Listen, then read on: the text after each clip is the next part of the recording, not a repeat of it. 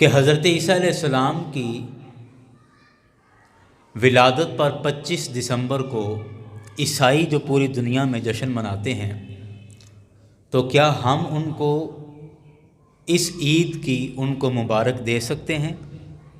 کیونکہ ہم نے دیکھا ہے کہ ہمارے بعض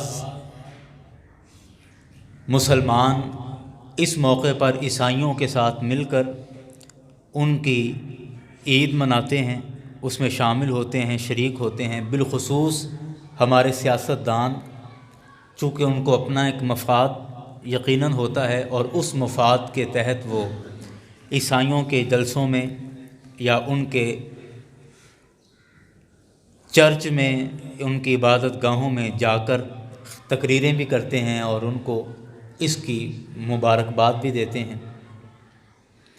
سب سے پہلے ہمیں غور کرنا ہوگا کہ مبارکباد کا مطلب کیا ہے۔ مبارکباد کا مطلب، مبارک لفظ کا مطلب ہوتا ہے برکت کے، اور کسی کو مبارک دینے کا مطلب یہ ہوتا ہے کہ اللہ تعالیٰ آپ کے اس کام کے اندر مزید برکتیں نازل فرمائے۔ یہ مبارک کا مطلب ہے۔ آپ کسی کو بیٹے کی مبارک دیتے ہیں تو اس کا مطلب کہ اللہ تعالیٰ تمہاری اولاد میں برکت کرے۔ آپ کسی کو گھر کی مبارک دیتے ہیں تو مطلب اللہ تعالیٰ آپ کے اس گھر میں برکتیں نازل فرمائے۔ تو مبارک کے معنی برکت دینے کا ہے، اور برکت کا معنی فائدہ اٹھانا یا اللہ کی طرف سے اس میں اضافہ ہو، اس کو اور ترقی ملے، یہ مبارک کے معنی ہوتے ہیں۔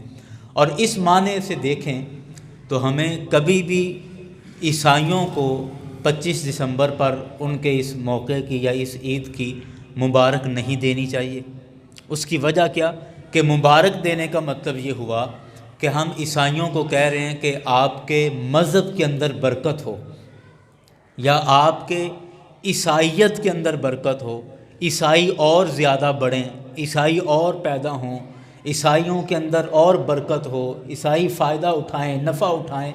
تو میرا خیال یہ معنی سمجھ لینے کے بعد ہر مسلمان یہ خود فیصلہ کر سکتا ہے کہ انہیں ایسے موقعوں کی، نہ صرف یہ کرسمس کی، بلکہ کوئی بھی غیر مسلموں کا، کوئی بھی کفار کا، کوئی بھی ان کا مذہبی تہوار ہو تو ان کی مبارکباد دینے سے گریز کرنا چاہیے، پرہیز کرنا چاہیے۔